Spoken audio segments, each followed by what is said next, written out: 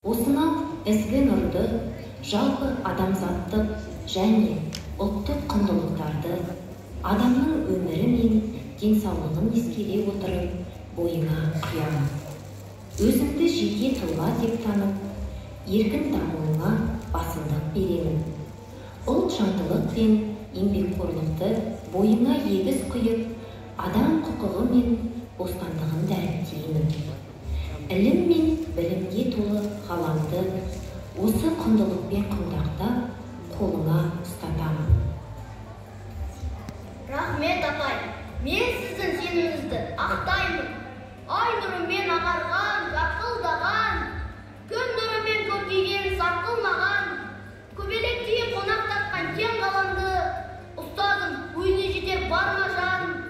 Ұстаз алға тартады өмір аулап, өмір үшін парасат қамын ойлап, ұйықтағанда көңілге ұялайды, әнұран боп оятып қоңыраулап. Құндылықты бойыма құйған ұстаз, санамызға сәулесін құйған ұстаз, мәңгілік ақ пен қара додасында сізді маған сыйлаған мына ғалам.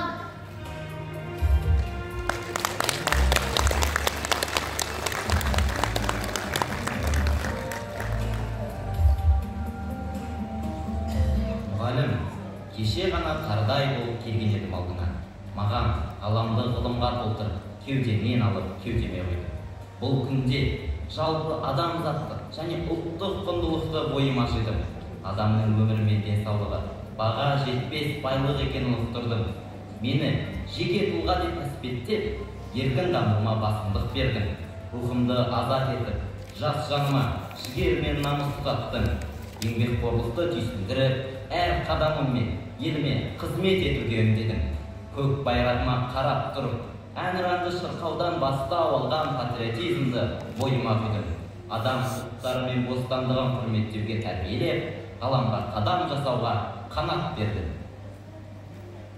Тарыдай болып келіп ең, таудай болдың қарағым. Ұстаз кім? Ұстаздық не? Ұғамын ба? Әлде ол қарапайым мұғалім ба? Беттерін ұстаз тастан парақтасаң, жанымды толтырады бұл алаңға.